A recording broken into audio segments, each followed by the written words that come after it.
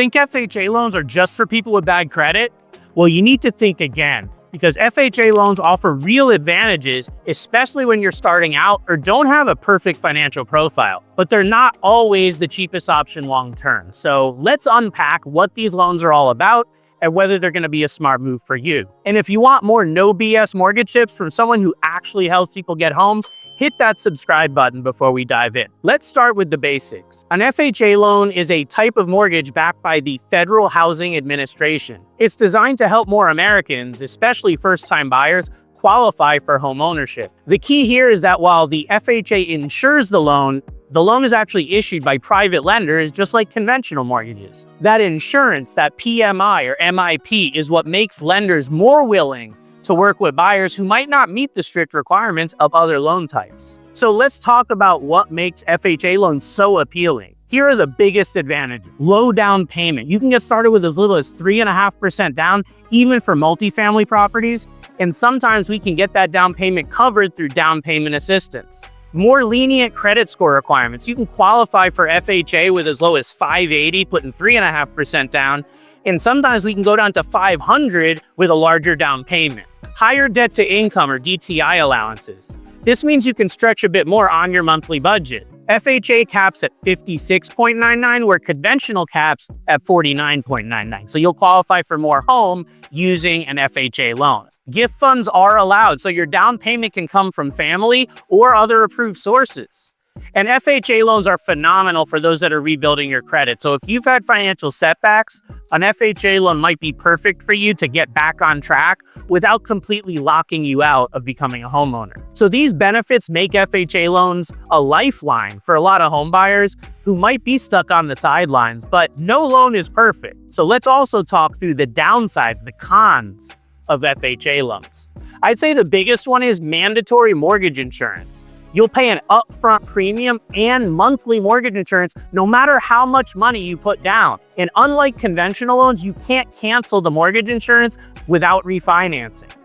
This mortgage insurance can last anywhere between 11 and 30 years, depending on exactly how much you put down. So it's something to absolutely consider. Loan limits for FHA can vary by county, so that means you might not qualify to borrow enough using FHA if you're buying a higher cost home. Primary residences only. FHA loans are strictly for homes that you plan to live in for at least a year, so forget about using one of these for a rental property or a flip. Less competitive in hot markets.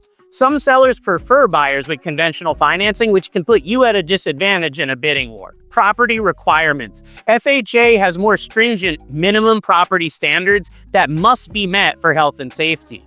And this could cause issues if you're buying an older home and needs repairs, or a home that's a fixer-upper. The most common repairs that I see by far are peeling paint that needs to be fixed, or handrails that need to be added to stairs. These trade-offs we've talked about are important to consider, especially if you're shopping in a really competitive market or you're planning a long-term mortgage strategy. So who are FHA loans actually for? Well, I see them working best for first-time home buyers or those with limited savings. So if you're trying to get your foot in the door for home ownership, this might be the best option. Buyers that are recovering from financial setbacks, maybe you had a bankruptcy or a foreclosure in the past. FHA loans are designed to help give you that second chance. FHA might be great for anyone that wants a simpler path into the market because they have less strict requirements. The loans are more forgiving when it comes to your credit and your debt to income. If you see yourself in one of these groups, an FHA loan might be your best bet. So let's talk about when an FHA loan might not be your best option. If you're financially strong and you want to avoid long-term mortgage insurance in your payment, then conventional loans might save you a bit more in the long run. If you're shopping for a home in an ultra-competitive market, sellers might favor that conventional or cash buyer to avoid potential complications with an appraisal. If you're planning to rent out the property or flip it, FHA is not going to work because FHA rules require you must move into the house within 60 days of closing, and you must live there for at least 12 months or 1 year. In these situations, you're probably better off looking at other loan types. FHA loans can be an incredible tool, but only if you understand how they work and where the trade-offs lie. If you're still not sure what's right for you, go back and watch my last video on conventional loans. That'll give you a great comparison so you can make a smart choice for you.